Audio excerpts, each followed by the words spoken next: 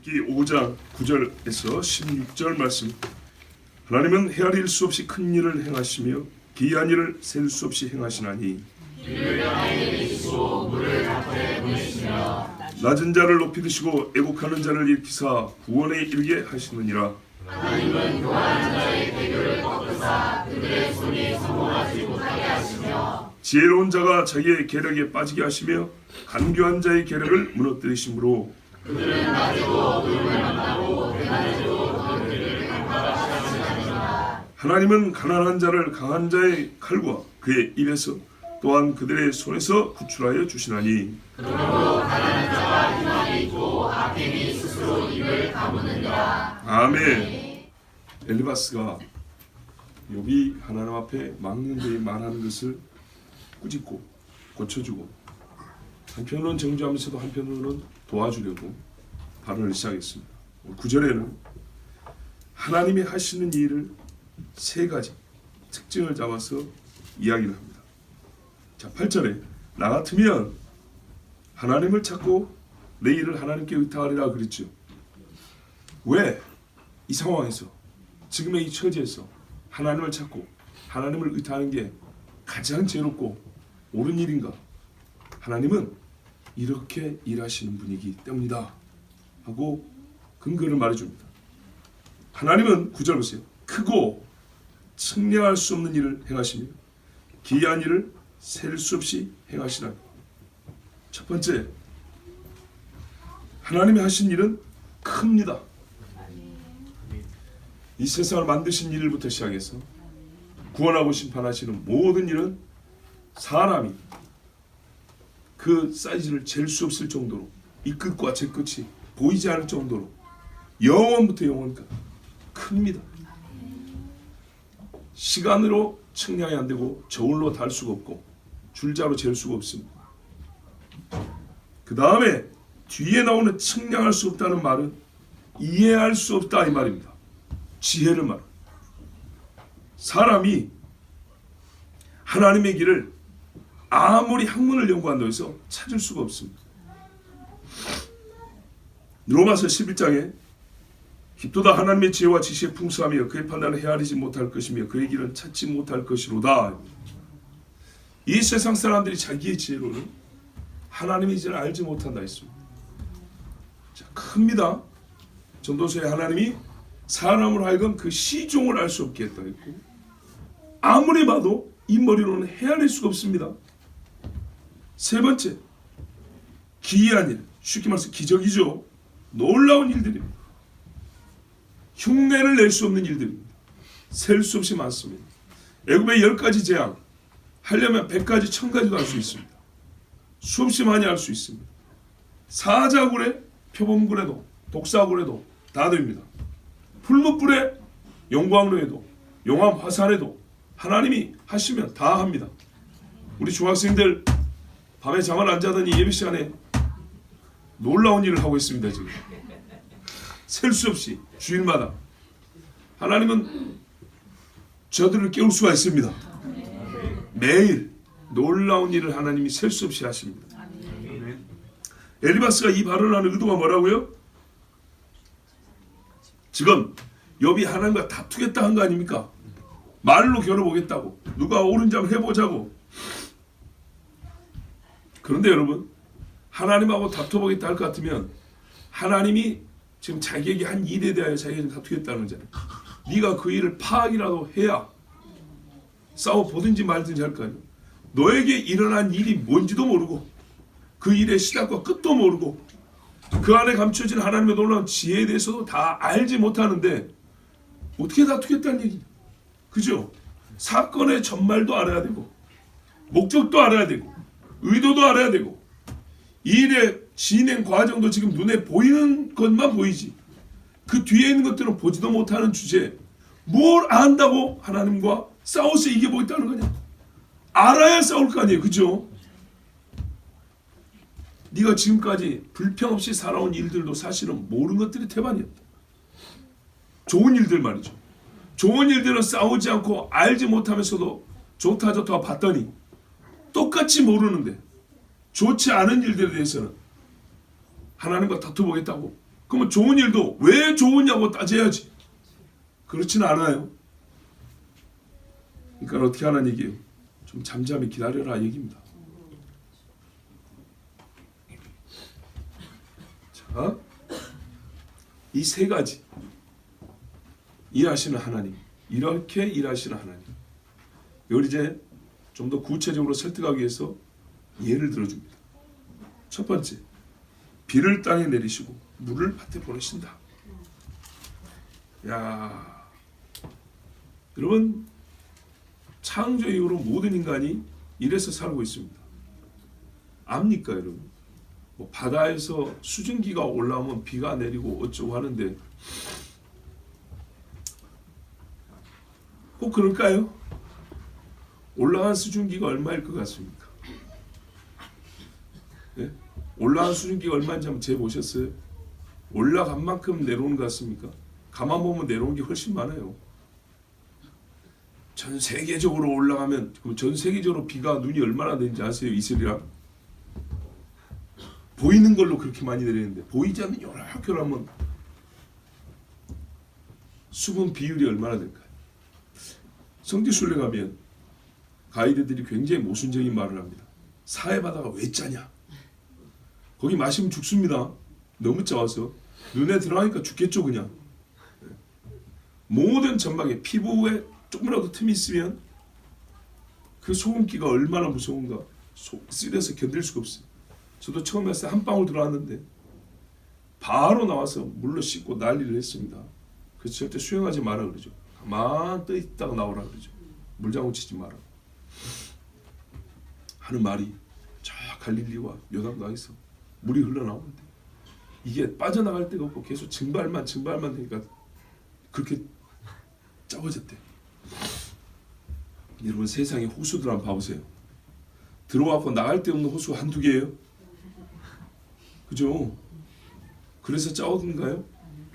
담수호가 대부분이에요. 사해같이 작은 건 딱 유일해. 그러면서 또 뭐라고 하는지 아십니까? 이 사해바다 바다의 속에는 바닥에는 5km, 8km의 소금 산이 있어. 땅 자체가 소금 땅이라는 거야. 그래서 여기서는 최상급의 미네랄을 함유한 소금이 채취되어 여러분 쓰는 화장품, 비누 이런 게 다 뭐요? 그 소금 물로 만든 게 아니고 바닥에 있는 소금을 긁어다 만든 거라고요. 맨발로 들어가면 발바닥이 뜨든가요? 아프죠? 찢어질 것 같죠? 그럼 바닥 가니까지 속으로 들어갈수록 뾰족뾰족한 송곳으로 찌는 것 같아요. 왜요? 쉽게 말해 소금산이에요. 소금산. 땅이 소금이라고요. 땅이.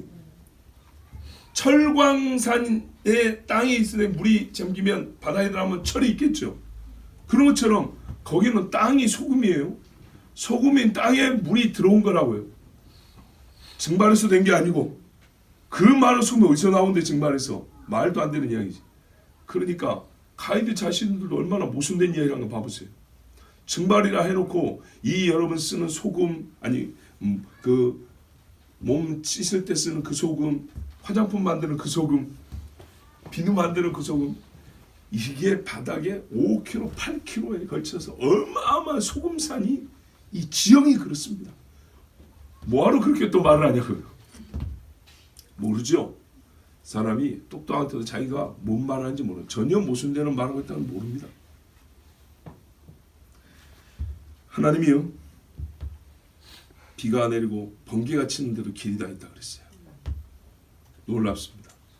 바닷물 속에 저 밑에 욥기 이제 뒤에 보면 나와요. 물 속에 바다 속에서 샘이 솟아난다 그랬어요.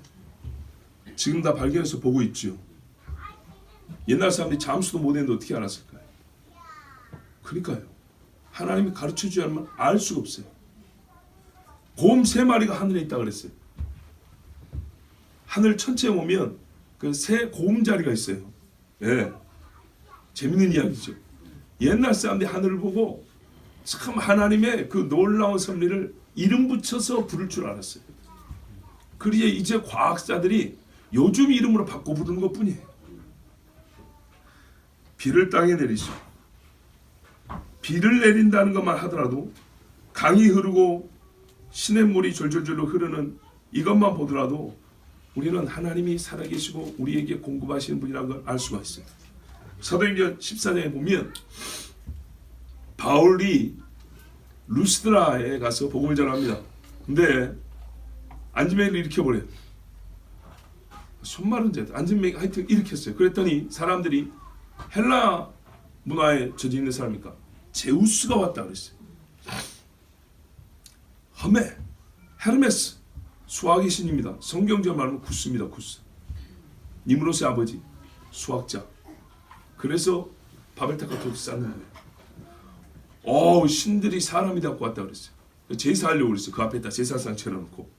그러니까 바울이 말리면서 정말 큰 소리로 막 뜯어 말리면서 우리는 신이 아니다 그러면서 뭐라 하냐면 하나님을 가르쳐 주는데, 거기서 첫 번째가 뭐냐면 여러분에게 하나님 지금까지 증언하지 아니한 건 아닌데 너희가 어리석게도 우상을 숭배했다. 하늘로부터 비를 내리시며 결실기를 주시는 선한 일을 하사. 이게 첫 번째 하나님을 증언하는 말이었어요. 비를 내리고 우리가 곡식을 거두어 먹는다는 것만 하더라도 창조주가 있다는 것을 가만히 생각하면 알 수 있다는 겁니다. 자연에 드러난 하나님의 선한 일과 큰 일뿐만 아니라 인간 사회, 사람과 사람 사이의 일에 하나님이 개입하시고 주권자와 판단자로 일하시는 것이 이제 11절 이하에 기록되어 있습니다. 낮은 자를 높이 드시고 슬퍼하는 자를 어떻게 한다고요? 일으키신다. 근데 이 11절에 높이 든다고 일으킨다는 말이 옛날 번역이 조금 더 낫습니다. 옛날 번역에는 높이 드시고 그 다음에 흥기하게 한다 했어요. 그러니까는 앞에 높다는 것은 위치를 옮기는 겁니다. 말 그대로 위치를 옮겨요. 그 다음에 뒤에 높인다. 이 말은 우리말에는 일으킨다 그랬죠. 이거는 존귀와 지위를 말합니다. 그러니까 실제로 저 가난한 데 살던 사람을 땅 좋고 경치 좋고 먹을 것 많은 그런 데로 자리를 옮겨주시고, 또 비천하게 남에게 멸시받는 사람을 존귀한 자로 올려주시고, 이런 의미입니다. 물리적이면서도 또 하나 인격적인 사회적인 그런 위치를 올려주신다는 얘기입니다. 여러분, 저 빈민촌에 살던 사람이 소위 중산층이 사는 지역으로 그 집의 위치만 옮기는 일도 쉽습니까? 어렵습니다. 사회적 계급이 천민, 인도 같은 데는 아주 유명하죠. 천민의 지위에 있던 사람이 지도자의 지위에 올라가는 것이 가능합니까? 불가능은 아니지만 사실상 불가능이라 할 정도로 어렵습니다. 근데 그 일을 누가 하냐? 하나님이 하신다 그랬어요. 다윗이 도망자였습니다. 왕이 되었습니다. 먹을 게 없어가지고 나발한테 얻어먹으러 갔습니다. 나중에는요, 자기 상에서 먹을 자를 자기가 불러 앉혔습니다. 이 일을 누가 하신다고요? 하나님이 하세요. 사울의 집을 네가 다스리게 하겠다 그랬어요. 저주받은 자의 후손 모압 여인 룻 보십시오. 과부요, 보리 한 알 먹을 게 없었어요. 그런데 어떻게 됐습니까? 베들레헴에서 가장 유력한 자의 아내가 되었어요. 부잣집 며느리가 아니라 안주인이 된 거예요. 그 다음에 다윗의 할머니가 되었어요. 모압 사람은 10대가 지나도 이스라엘 총회에 못 들어온다 했는데 어머니의 하나님 나의 하나님 했더니 그대로 하나님이 이루어졌어요.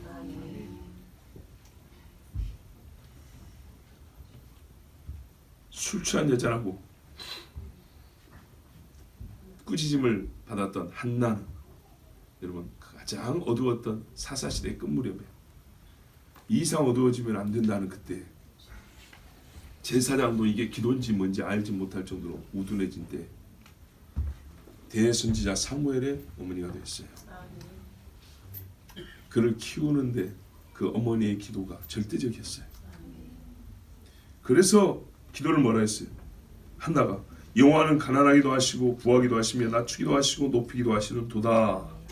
가난한 자를 진토에서 일으키시며 빈핍한 자를 거름더미에서 드사 귀족들과 함께 앉게 하시며 영광의 위를 차지하게 하시는도다. 아멘. 오늘 본문하고 딱 맞죠?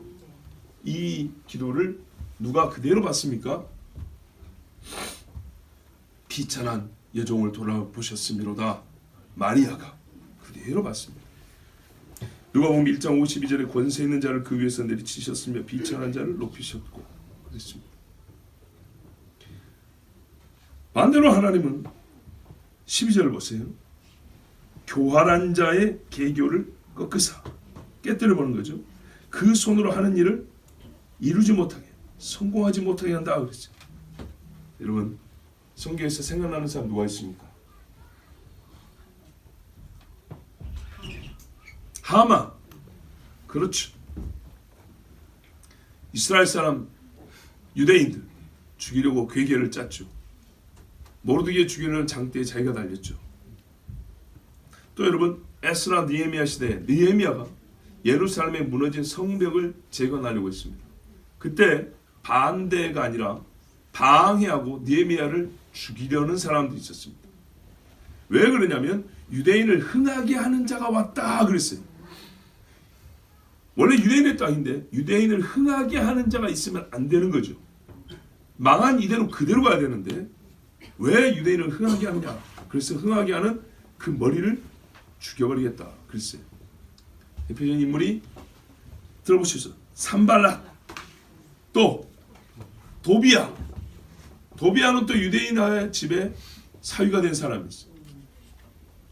그 다음에 또 누가 있을까요? 이 사람은 잘 몰라요 우리가. 게셈이라는 사람이 있어요. 게셈. 느헤미야 6장 2절에 산발락과 게셈이 내게 사람을 보내 이르기를 오라 우리가 오노 평지 한 촌에서 서로 만나자 하니 실상은 나를 해하고자 함이었더라. 근데 안 와요. 3번 4번 편지를 보내도 안 와요. 느헤미야가. 그리고 성벽을 재건하는 사람들에게 좀 힘들지만 한 손에 칼을 들고 일을 하라고 했어요. 본인도 왕의 녹을 먹지 아니하고 백성에게 자기 재산을 나눠주면서 부지런히 일을 했어요. 그런데 말입니다. 오라 그래도 안 오니까 어떻게 했냐? 잘 보세요. 유대인들에게 뇌물을 줬어요. 어떤 뇌물을 줬냐? 평시에 느헤미야와 같이 회의하고 기도하고 지도자 역할을 했던 사람들이 뇌물을 받고 집에서 안 나오는 거예요. 집에서 안 나오니까 느헤미야가 궁금하겠죠. 걱정도 되겠죠. 그래서 이제 물어본 거예요. 왜 이런 사람들이 좀 안 보이냐? 보니까 깨달은지 그는 하나님께 보내신 바가 아니라 도비야와 산발랏에게 뇌물을 받고 내게 이런 예언을 함이라. 어떤 예언이냐면 느헤미야를 겁나게 하는 예언이었어요. 우리가 왜 집에서 집 밖으로 안 나오냐면 하나님께서 집에 있을 때 우리에게 기도하는 예언을 음성을 줬는데 저들이 너를 죽이러 간단다. 너 몸 조심해라. 이제 하는 일을 그만둬라. 이런 식으로 계속 겁을 줘서 꼼짝 못하게 하는 그런 거짓 예언을 하게 만들었어요. 뇌물을 줘서. 그 이야기를 결국에는 느헤미야가 듣게 하려고 주의를 끌려고 집 밖으로 계속 안 나오고 가만히 있었던 거예요. 그러니까 느헤미야가 가서 물어보니까 우리가 하나님이 이런 예언을 줘서 받았다고 하면서 느헤미야를 겁나게 했어요. 근데 느헤미야가 어때요? 알아버렸어요. 하나님 주시는 분별이 있어서 네 거짓 예언이다. 알아버렸어요. 그러면서 뭐라 하냐면 그들이 뇌물을 준 까닭은 나를 두렵게 하고 이렇게 함으로 범죄하게 하고 악한 말을 지어 나를 비방하려 함이었느니라. 내 하나님이여 도비야와 산발락과 여선지 노아디아 여자 선지자가 있었는데 이게 뇌물 먹고 이런 소리야. 그 남은 선지자들 곧 나를 두렵게 하고자 하는 자들의 소행을 기억하옵소서 하였노라. 성벽 역사가 52일 만인 엘룰월 25일에 끝남에. 그런데요 아무리 이런 짓을 해도 생각보다 빨리 52일 만에 공사가 끝나버렸어요. 우리의 모든 대적과 주위에 있는 이방 족속들이 이를 듣고 다 두려워하여 크게 낙담하였으니 그들이 우리 하나님께서 이 역사를 이루신 것을 알미니라. 아멘. 암살하려 하고 겁내게 하고 공사하는 사람들도 두렵게 하고 손을 하나 못 움직이게 하고 별짓을 다 했는데 어떻게 해요? 52일 만에 끝내버렸대요. 너무너무 짧은 기간에 완성을 해버린 거예요. 그래서 이 악한 자들이 뭘 알았냐? 아하, 하나님이 살아계시는구나. 오히려 자기들이 두려워했다는 겁니다. 괴일한 자의 이 간교한 것들을 파사 그 일을 이루지 못하겠다. 압살롬이 다윗 왕을 죽이려 했지만 자기 잘난 머리로 대롱대롱 걸려서 창에 찔려 죽었습니다. 아히도벨이 계략으로 다윗과 다른 자를 죽이려 했지만 이루지 못하고 자기가 고향에 돌아 목매 달아 죽었습니다. 바예수, 사도행전 13장에 보면 바예수라는 사람이 있어요. 이름하여 예수인데 이 사람이 말입니다. 바꿔 말하면 엘루마라고 해요. 이 섬 구브로 섬에 가니까 총독이 있어요. 그 총독이 사도 바울의 복음을 듣고 예수를 믿으려고 하니까 못 믿게 방해한 사람이 있어요. 그때 사울이 어떻게 했냐? 바울이 어떻게 했냐? 성령이 충만하여 그를 주목하고 이르되 모든 거짓과 악행이 가득한 자여 마귀의 자식이요 모든 의의 원수여 주의 바른 길을 굽게 하기를 그치지 아니하겠느냐? 보라 이제 주의 손이 내 위에 있으니 네가 맹인이 되어 얼마 동안 해를 보지 못하리라 하니 즉시 안개와 어둠이 그를 덮어 인도할 사람을 두루 구하는지라. 아멘.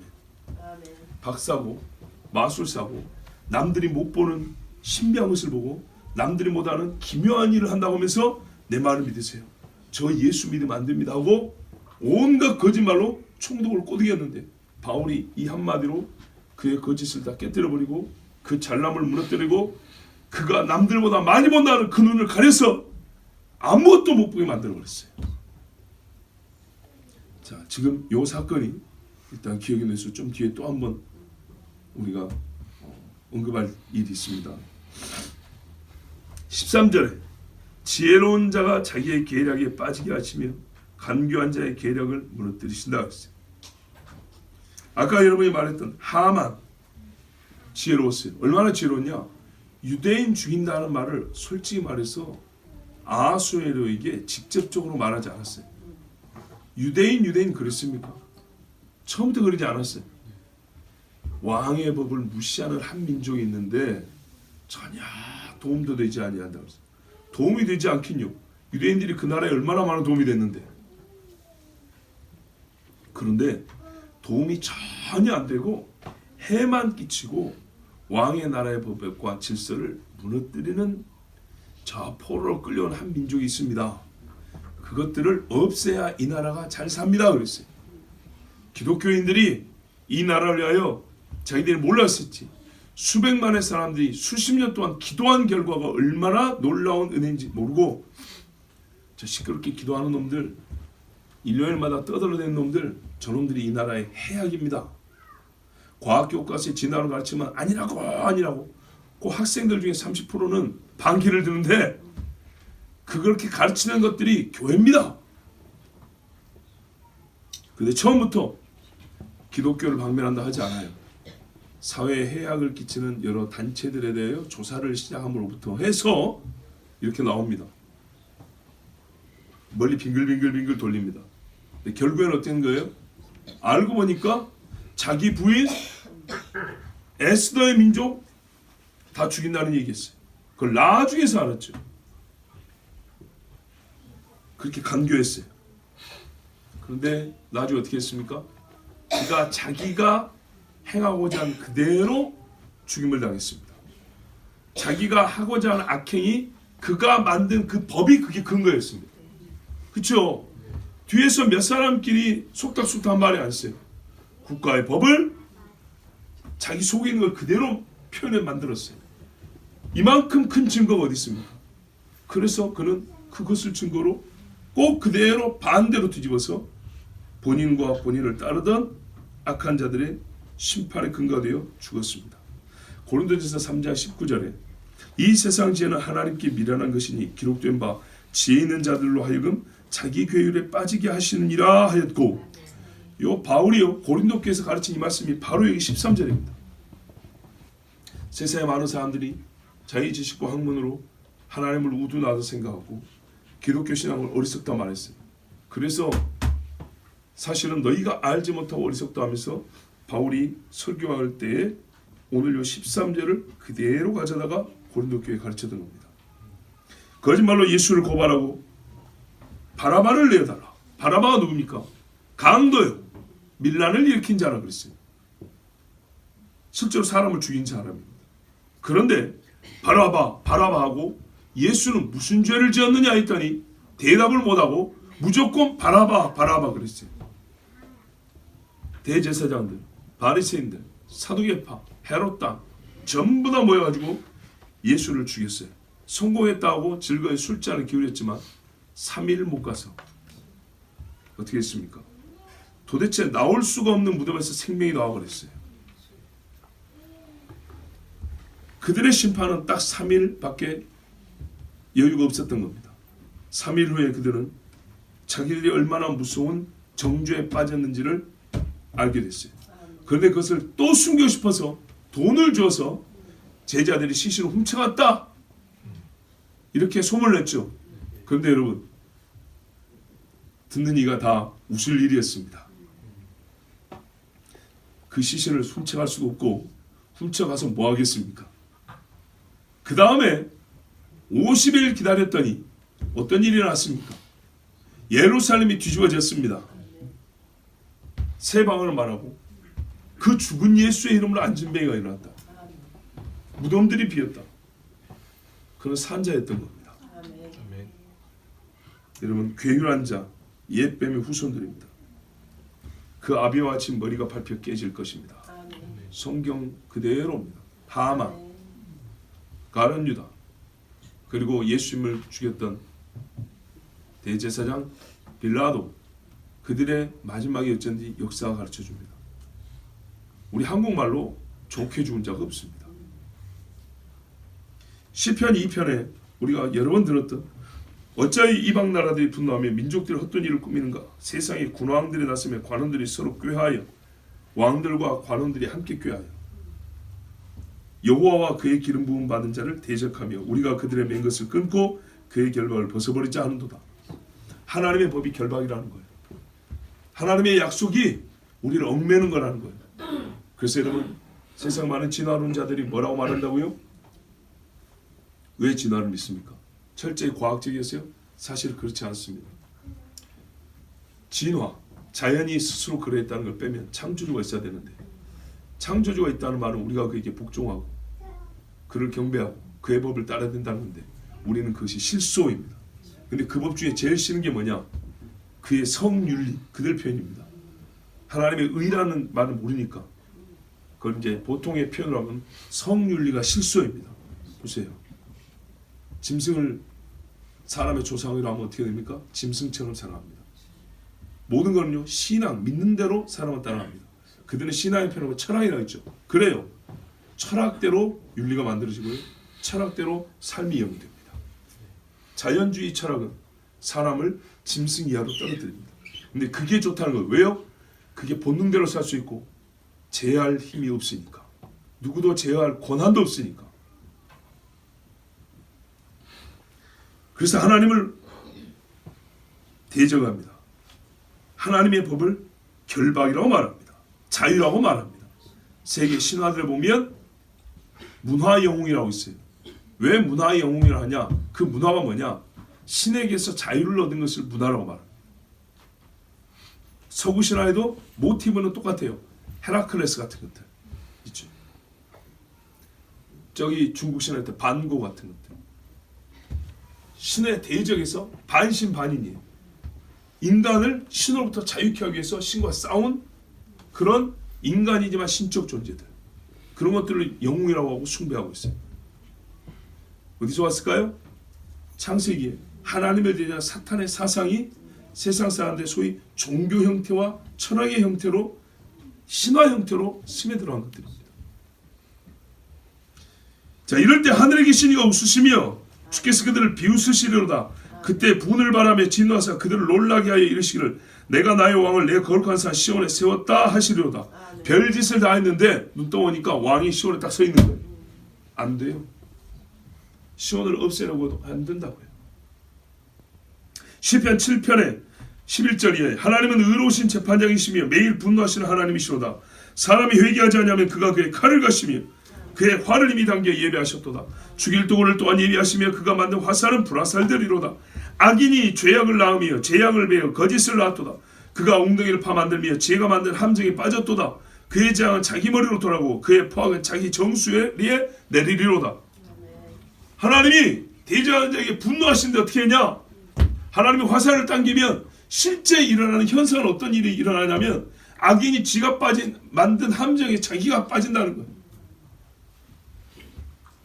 자기가 다른 사람을 죽이려고 꾸민 계략에 자기 뒤통수를 맞고 정수를 맞고 죽는다는 거예요.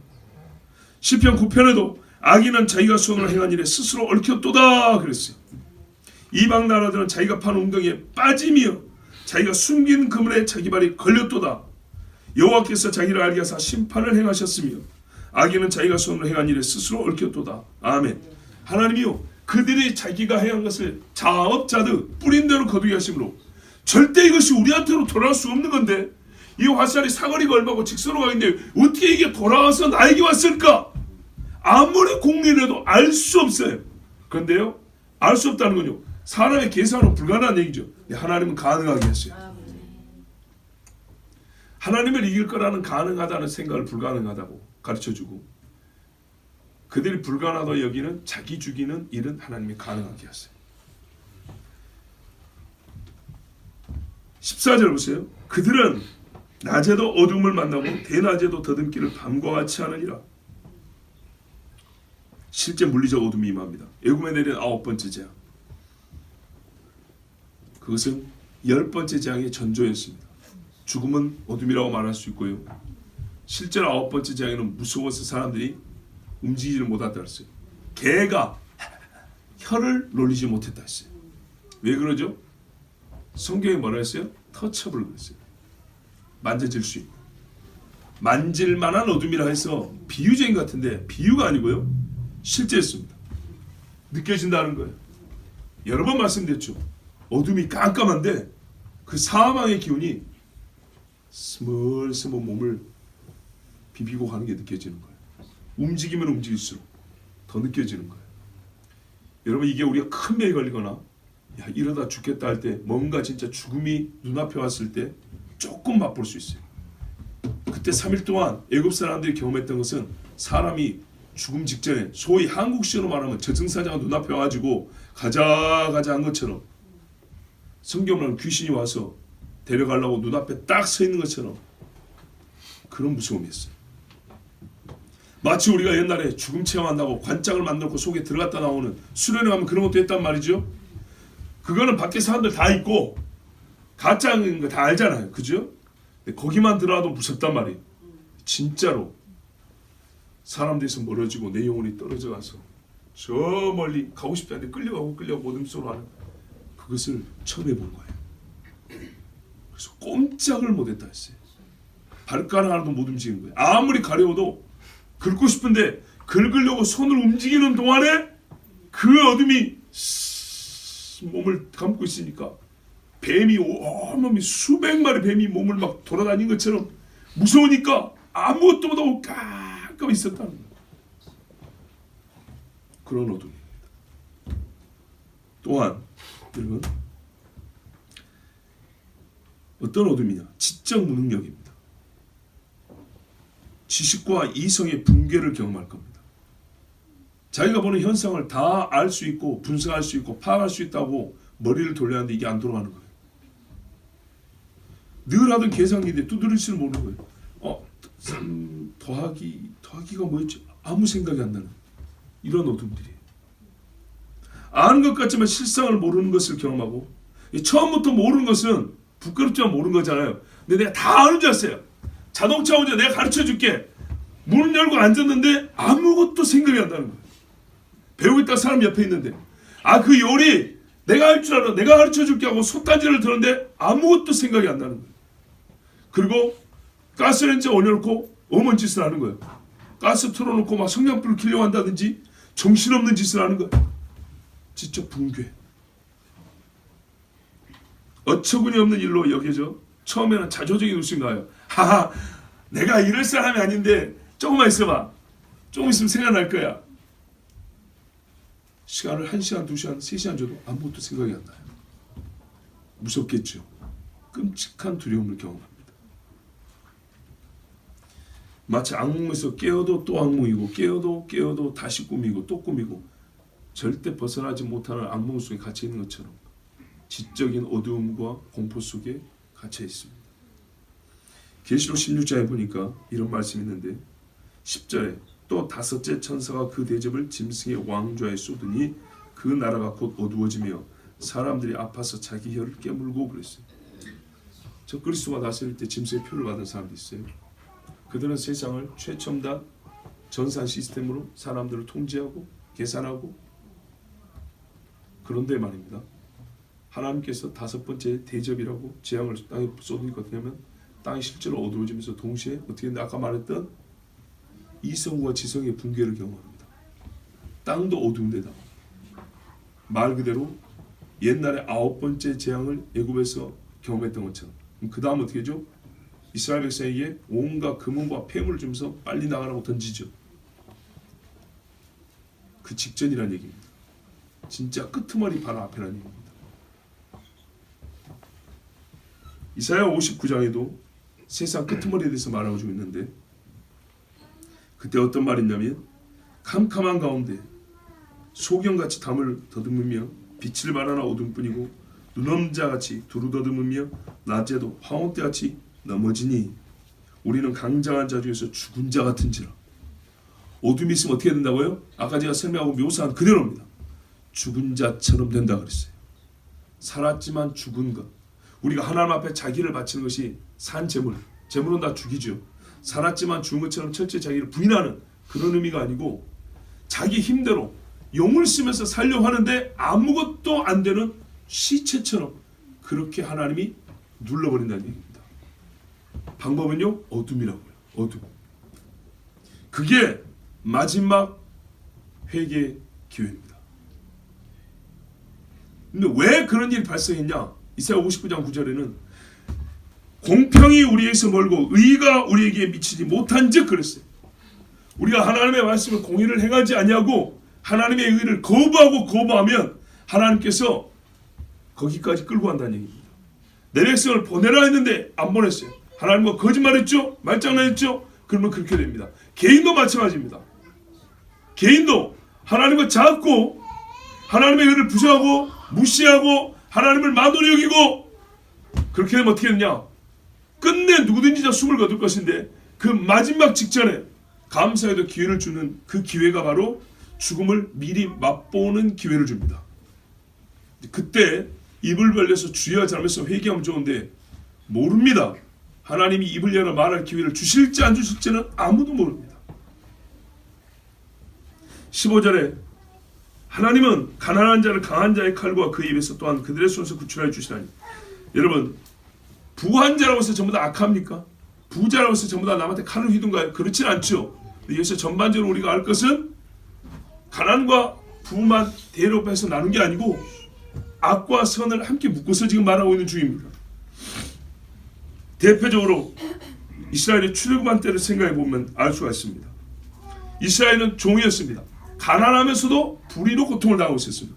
애굽은 부했습니다.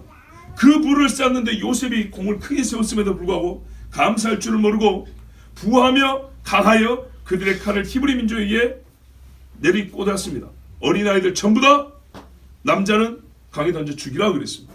그리고 얼마나 노역이 심했는지 하나님 앞에 울부짖게 만들었습니다. 그렇지만 어떻게 했어요? 하나님이 강하면서도 칼을 가진 그들에서 이스라엘을 구출해냈어요. 그리고는 이삭의 삶을 보세요. 이삭이 기근이 나서 블레셋 땅으로 들어갔습니다. 별로 가진 게 없었습니다. 기근이니까 먹을 게 없어 들어간 거예요. 거지에 거지. 좀 살고 싶다고. 그래서 살아 그랬어요. 그런데 어떻게 됐습니까? 부자가 됐습니다. 블레셋 사람들이 시기할 정도로. 시기만 했나요? 나중에 어떻게 했어요? 먼저 와서 화친을 맺자 했죠. 화친을 할 때 얼마나 굴욕적인 말을 스스로 했는지 이삭아 너는 우리를 해치지 마라 그랬어요. 이 개인에게 나라가 대단하지요. 하나님 말씀 그대로입니다. 강한 자의 입, 강한 자의 칼에서 곤비하고 가난한 자를 구출해냈습니다. 그러므로 어떻게 했습니까? 16절에 가난한 자가 소망이 있고 악행이 스스로 입을 다무느니라 그랬어요. 불의한 자가 자기 입을 다뭅니다. 이 말씀의 강력한 증거는 역시 우리 주님이 한 말씀에 찾을 수 있습니다. 누가복음 16장에 보면 사실인데 인물의 대입은 이제 가상인물입니다. 그러나 모든 사람이 크게 이 두 부류로 나눕니다. 부자가 있는데 매일 연락하며 이렇게 말했어요. 삶이 그런다는 거예요. 호화로이 연락하는 부자가 있고 그 집 앞에 헌대를 핥는 거지 나사로가 있었다 했어요. 극단적이죠. 그런데 이 부자가 떡종 하나 주지 않았어요. 자기 집에 키우는 개들이 먹는 떡불새기 하나도 안 줬어요. 죽었다 했습니다. 부자는 저 음부 지옥에 떨어졌는데 오해하지 말 것은 부자는 다 지옥 가고 거지는 다 천국 가냐 아니라 그랬어요. 뒤에 30절에 가면 뭐가 나와요? 회개가 나와요. 31절에 가면 모세와 선지자들이 나와요. 모세와 선지자들의 말 듣고 회개한 자가 구원받는다고 분명히 그려져 있어요. 그러니까 여기 부자는 뭐예요? 부자라고 다 악하다고 아니지만은 이걸 묶어서 얘기한 이유가 있듯이 여기서 부자는 그 부함으로 회개하지 않아요. 악한 거예요.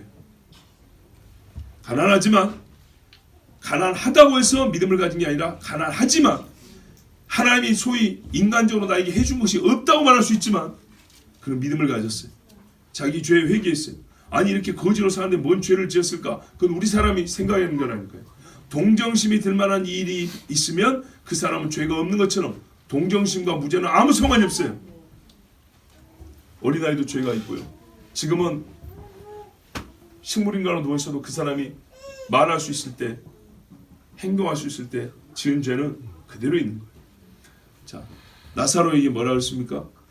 아브라함에게 나사로를 보내서 우리 형제들이 가서 좀 회개하라고 말 좀 해달라고 그랬어요. 이런 지옥 있다고 말 좀 해달라고 했어요. 그랬더니 어떻게 해요? 아니다. 모세와 선지자에 듣지 않으면 아무 소용없다. 그 전에 뭐랬어요? 너는 땅에서 호화로이 잘 먹고 잘 살았고 나사로는 가난하고 힘들게 살았으니 여기서 위로를 받는 것이 옳다 그랬어요. 딱 이 말씀입니다. 가난한 자가 소망이 있다는 게 이것입니다. 그런 가난하기 때문에 오히려 하나님의 말씀을 들을 수 있는 겸손한 마음을 가졌습니다. 그리고 불의가 스스로 입을 막는다. 여기 부자는 아무 말도 받아들여지지 않았습니다. 자기의 말은 곧 자기의 죄를 증명할 뿐이었습니다. 매튜 헨리 목사님이 이 16절 말씀에 대하여 이렇게 말했어요. 하늘의 총애를 받는 자들에 대하여 악감을 품은 것을 부끄러워하며 그들의 계략이 실패한 것에 굴욕을 느끼고 하나님이 하시는 일들의 의로우시다는 것을 인정할 수밖에 없어서 그 일들에 반대할 아무런 명분도 찾을 수 없기 때문에 악행이 스스로 입을 다문다 그랬어요. 때가 되면 자기 입이 얼마나 어리석었는지 하나님이 내가 멸시한 자, 내가 욕한 자를 높이신 걸 볼 때 부끄러워서 입을 못 열게 된다는 겁니다. 이사야 26장 10절 11절에 악인은 은총을 입을지라도 의를 배우지 아니하며 그 부자도 분명히 나사로를 통해서 하나님이 들을 기회를 준 거예요. 정직한 땅에서 불의를 행하고 여호와의 위엄을 돌아보지 아니하는도다. 악인은 그렇다는 거예요. 비를 맞고 하나님이 주시는 곡식을 먹으면서도 감사할 줄을 모른다 그랬어요. 여호와여 주의 손이 높이 들릴지라도 그들이 보지 아니하나이다만 하나님의 예루살렘에서 다윗의 손을 높이 들려도 그들은 쳐다보지 않았다는 거예요. 백성을 위하시는 주의 열성을 보면 부끄러워할 것이라. 자기가 무시했던 백성이 존귀 여김을 받을 때 그들이 부끄러워하게 된다. 불의 주의 대적을 사르리이다 했어요. 미가 7장에도 보면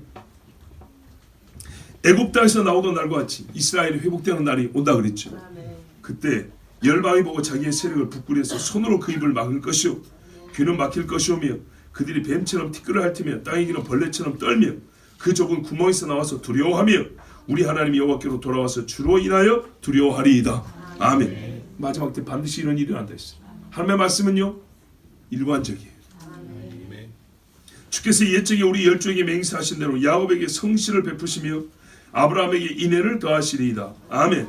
이스라엘을 용서하시고 아브라함과 하신 약속을 이루실 때 어느 누구도 어떤 역사가도 이거를 예견하지 못하고 바라지도 않았는데 이런 일이 날 때 사람들은 자기들의 지식과 자기들의 거짓 예언과 하나님을 대지한 것을 부끄러워서 입을 가린다 했어요. 구부려서 머리를 빼꼼히 들고 창피해서 다시 들어가고 이런다고 했어요. 자, 여러분, 엘리바스는요 현재 지금 욥에게 교훈하고 있습니다. 왜요? 욥이 하나님께 자기가 옳다, 자기가 다 안다고 하나님보다 안다, 하나님보다 옳다 이렇게 주장하며 하나님과 다툼을 시작했기 때문에 이걸 막으려고 너는 이러하고 우리 앞에서 봤죠. 인성은 이러하고 이제는 하나님은 이렇다고 대조하여 지금 가르쳐주는 중입니다. 그래서 지난 시간에 말씀드렸지만 엘리바스처럼만 가르쳐주는 이가 있어도 참 좋다 그랬어요. 그리고요 훈계를 주되 욥의 현재 처지를 정확히 파악해서 그것을 사용하고 있습니다. 특히 16절 보세요. 욥이 지금 완전 거지죠. 너에게 지금 바라는 게 있다면 다시 자식들도 낳고 다시 잃었던 재물도 얻는 것 아니겠느냐. 그렇다면 어떻게 한다고? 아까 8절에는 나 같으면 하나님께 기도한다 그랬죠. 기도하면 어떤 응답이 있냐. 하나님은 이런 분이시기 때문에 이런 일을 하시기 때문에 너의 지금 궁핍하고 아무것도 없는 너를 이전보다 훨씬 더 낫게 해줄 수 있어. 이렇게 욥을 정죄하면서도 위하는 이게 아주 미묘하게 섞여있는 그런 발언을 지금 이어가고 있는 중입니다. 어쨌든 욥에게 지금 실제 필요한 것이 엘리바스의 말 안에 다 들어있습니다. 상당히 잘 말했어요. 모든 교훈과 진정한 다시 살아남은요 잠시가 아니라 진짜로 다시 살아나는 것은 하나님을 알고 하나님을 신뢰함이 있기 때문에 엘리바스가 욥에게 해준 교훈은 참으로 옳고 필요한 말입니다.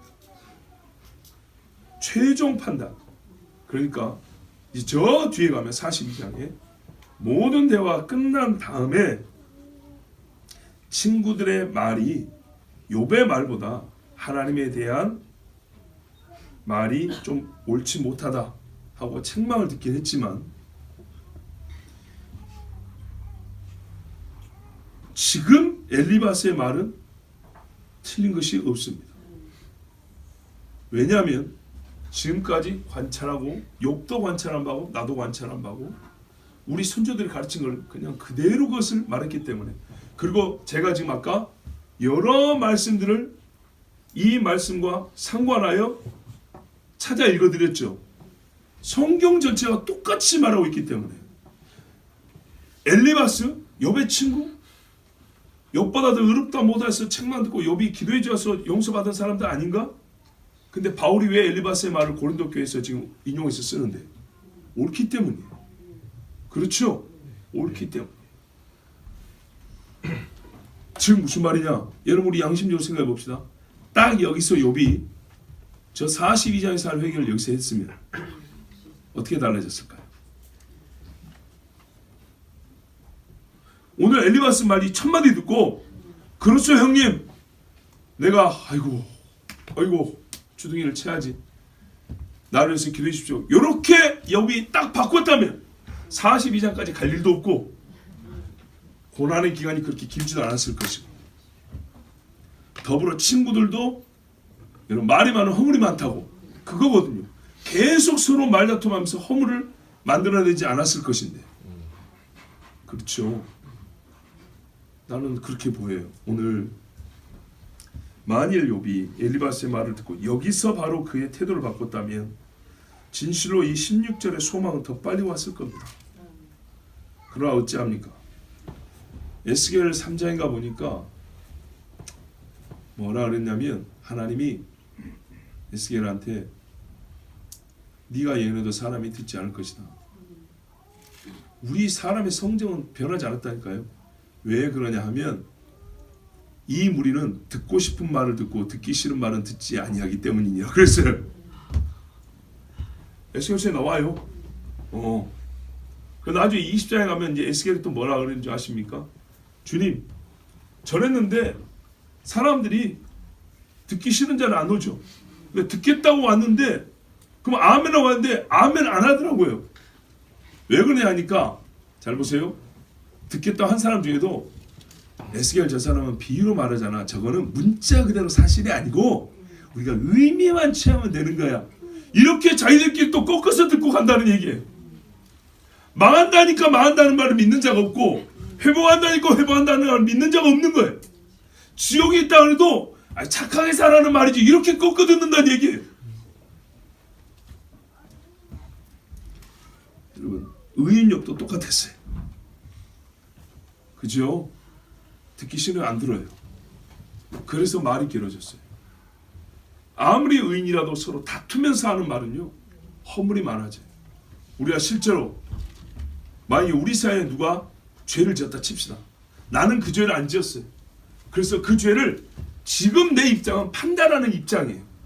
그런데도 말이죠. 내가 죄를 지은 자가 아니고 판단하는 입장이고 그걸 수습하는 입장인데도 불구하고 그 일에 대해 계속 말하고 하던 중에 내가 그 죄 지은 사람 못지않게 입으로 죄를 짓는 것을 우리가 다 알게 돼요. 우리 양심이 시인합니다. 그래요. 욥은 의인이었지만 보통의 죄인의 죄성을 넘어서지 못했습니다. 최종적으로 욥은 아무리 의인이라도 의인은 없으며 하나도 없으면 성경을 증명합니다. 그도 듣고 싶은 말은 듣고 듣기 싫은 말은 듣지 않았습니다. 친구들 말 속에 하나님의 계시가 있었는데도 듣지 않았습니다. 하나님이 바로 오늘 이 말대로 그가 어둠 속에 들어있을 때 진짜 폭풍 가운데서 나타날 때야 두려우며 부끄러워하며 그때서야 입을 치면서 오늘 엘리바스의 말을 그대로 이루었어요. 무지한 말로 이치를 가린 자, 자기가 멍청했다고 인정하게 됐어요.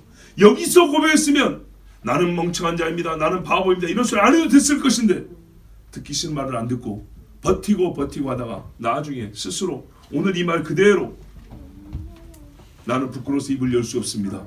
그렇게 됐어요. 그러니 여러분 엘리바스 말이 다 틀린 게 아니에요.